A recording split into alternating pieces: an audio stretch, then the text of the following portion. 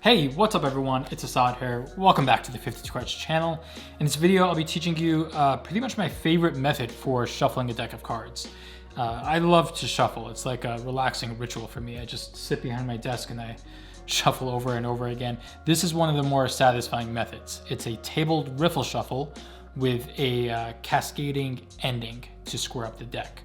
And you know, it's a variation on the common in the hands riffle shuffle, but just bringing that down to the surface of the table makes it a bit more challenging, but I'll cover some of the finer points on that. The first step is to learn just the basic tabled riffle shuffle, which is something I covered on the channel a number of years back.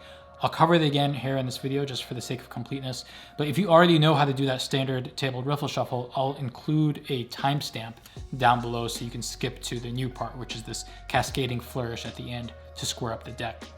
But yeah, let's get into it, and I hope you like it. This video is brought to you by 52cards.com. If you want to learn more about card magic, visit the website to access a full tutorial library for free with hundreds of more lessons that are neatly organized by difficulty level and category. You can also check out our shop to find premium designer playing cards from all of the top brands, which are perfect to practice and perform with. All right, let's start by going over just a standard tabled riffle shuffle, which looks something like this. Just a really classy and elegant way to shuffle a deck of cards. This first became popular in casinos and whatnot because of the fact that it hides the faces of the cards during the shuffle from the players around the table. Once we learn this, then I'll cover the extension at the end, which is this Cascade Flourish Square Up, which makes it look even cooler. Okay, but first we need to learn just the standard shuffle method, and then we can move on to that.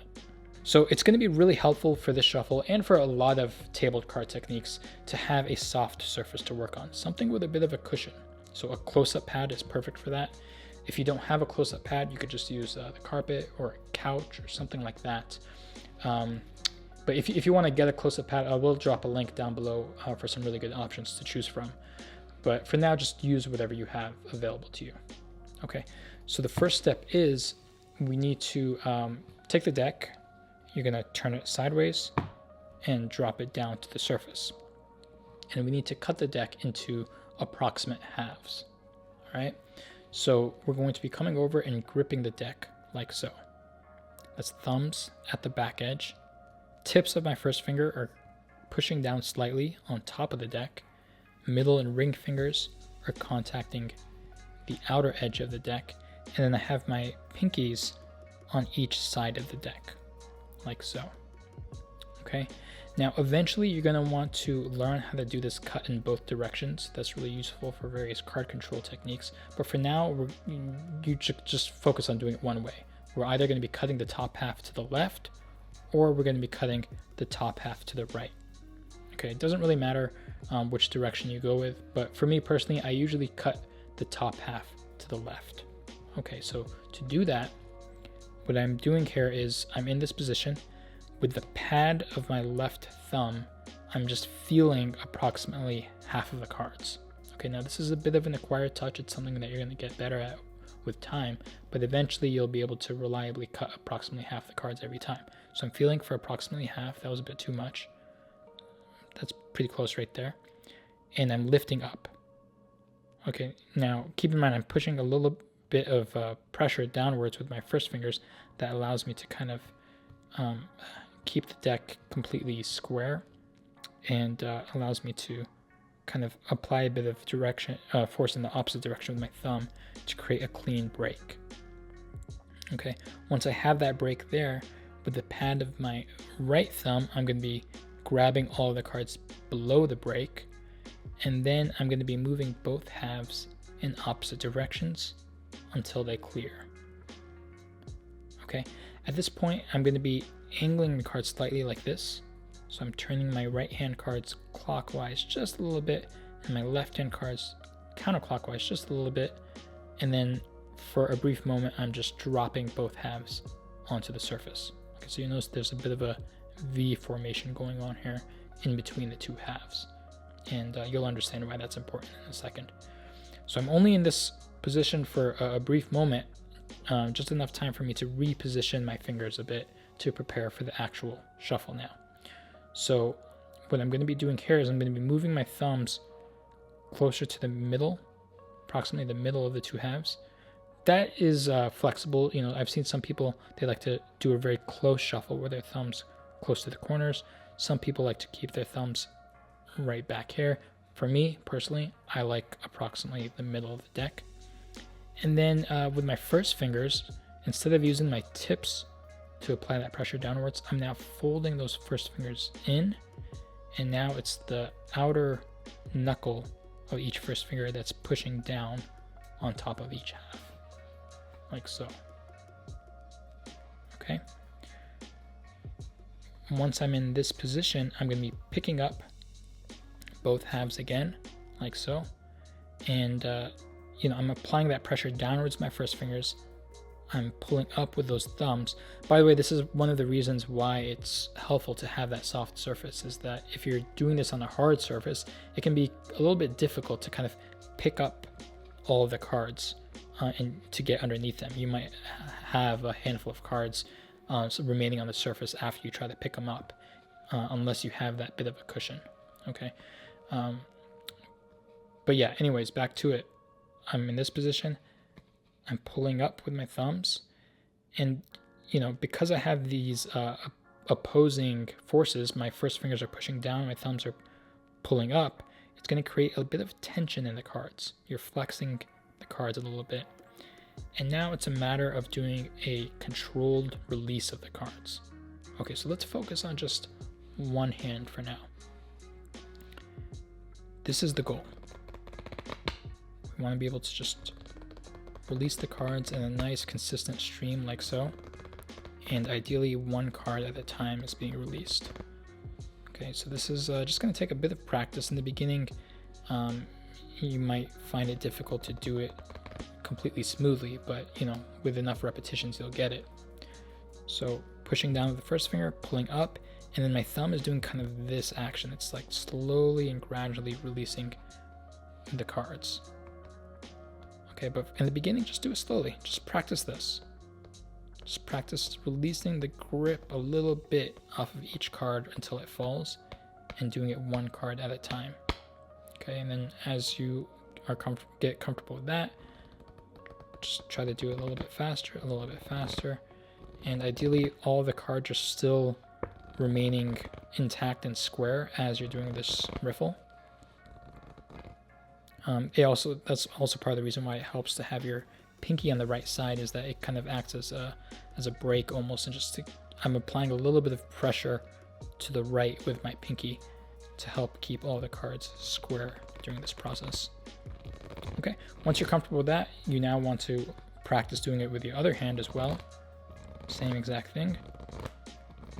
And then once you're comfortable with that, you want to get comfortable doing it both at the same time. And then you're ready to actually do the shuffle. So we're going to pick up both halves. And the reason we angle the cards like this, by turning the right hand clockwise and the left hand counterclockwise just a little bit, is that it allows those corners to overlap one another as we're doing the riffle, and thus interlacing the cards and doing a shuffle. Okay, so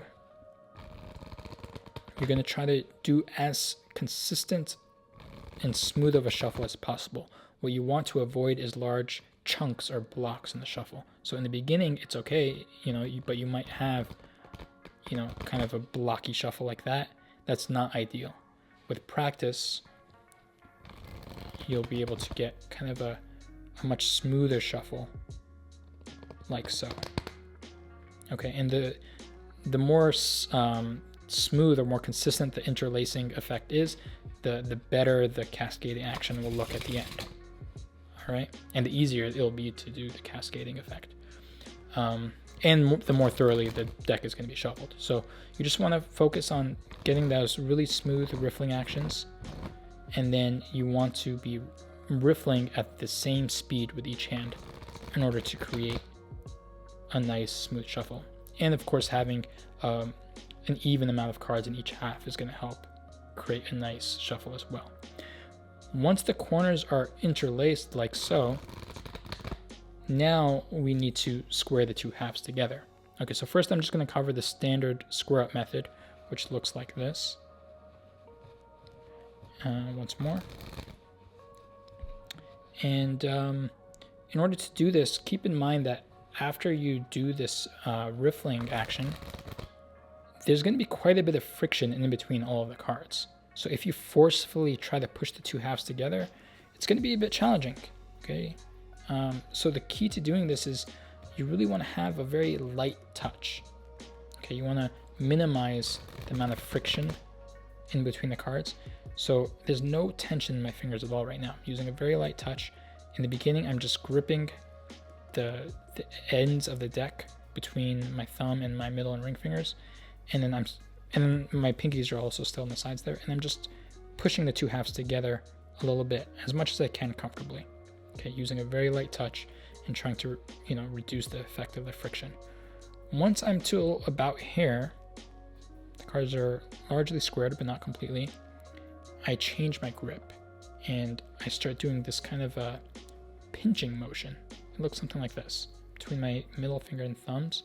So my middle fingers contact the right and left edge of the cards, my thumb along the back side, and then I'm just kind of like doing this motion to finish the square. Okay, and it looks quite nice, and it does a good job at completing the square up. And that is pretty much the entire shuffle. Okay, you're just going to want to do a bunch of repetitions till this feels like second nature to you, where you no longer have to think about it. Once you're comfortable with this, we can then move on to the Cascade Flourish ending. All right, now let's talk about the flourishy ending with the Cascade square up. So we're going to be in this position. Just a reminder, here's what it looks like. Something like that. So we're going to start off the exact same way. Do the shuffle as you normally would, and try to make it as thorough of a shuffle as possible. Okay, you want these cards to be interlaced as singly as possible. That's going to make the flourish look better, and it's going to make it easier on your hands here. So we're at this point right now. The cards are still angled a little bit. The first step is we need to straighten out the two halves, and we're going to push them into each other just a little bit, about that much. Okay. At this point, we're going to be rearranging our grip a little bit. So for me, I like to use my right hand to come over. You could do this either way, but this is just the direction that I choose to do it in. I bring my right first finger on top like so, and it's pushing down. Okay. And then I'm gripping basically the middle portion here from the back with my thumb, and my first and ring finger at the front edge. My pinky is still going to be right here on the right edge. And then on the left hand side, I kind of just have a few fingers there. My middle and ring finger really, and then I have my first finger right here. You might want to pause here and just pay attention to this grip. Okay. At this point, we're going to be lifting up with my right hand fingers. I'm going to be lifting up. So I'm kind of grabbing all the cards, and I'm going to be pulling up with my right hand fingers. My right pinky is going to remain contacting the surface, and so are all of my left hand fingers. Just my thumb, my first finger, and my right and middle fingers that are lifting up, and I'm creating this basically bridge.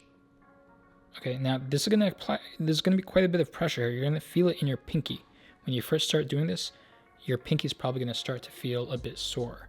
But after you practice and put in enough repetitions, you're not going to feel it anymore. So just don't be too concerned if it hurts your pinky a little bit at first. That will go away with time, and it's just going to make your pinky stronger. And eventually you'll learn to kind of refine the technique a little bit so that it doesn't apply as much pressure on your pinky as it does in the beginning. So don't be too concerned about that.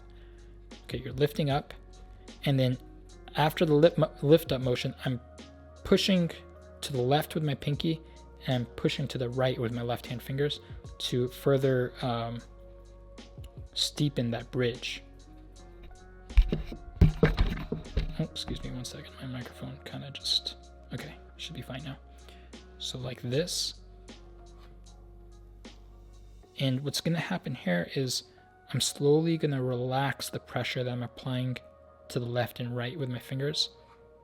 And that's going to create this cascading motion to begin.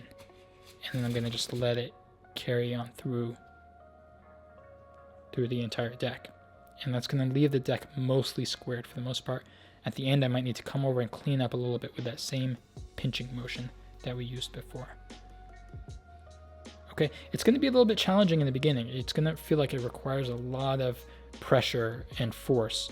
But once again, as you practice the technique, you'll learn how to do it more smoothly and without needing to apply nearly as much force. You just need to kind of experiment a little bit and figure out the best way to apply the tension.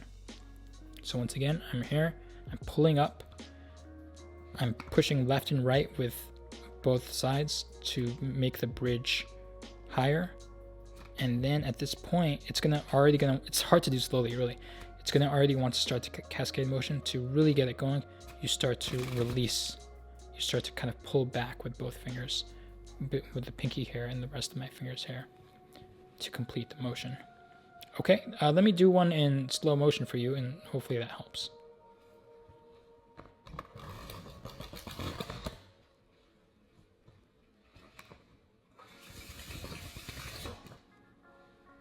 And then once you're done here, you're gonna come over, pinch, and square up again.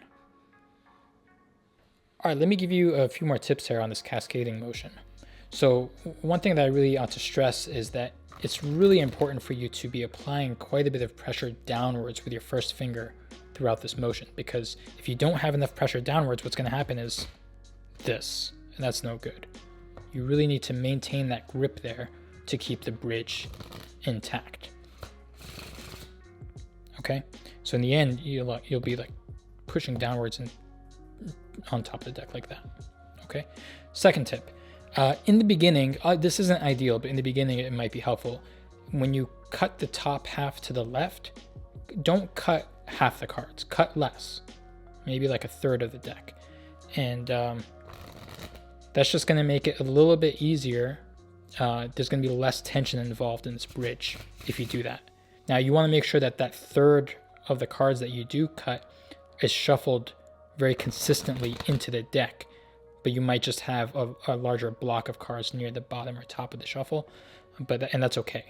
But it's just gonna make it a little bit easier to create that bridge. It won't require nearly as much force. So maybe try that out as well. Another tip is when you're here, let's go back to half. When you're here, just notice how my pinky is fully extended. Okay, it's kind of like it's supporting that full half of the deck right there, and that's what's going to cause the tension or the soreness. I just want to reassure you that that's normal to feel that soreness in the beginning, because that pinky is really doing a lot of work. Okay, it's supporting that entire right edge of that packet, and right here, just notice the position of the pinky. And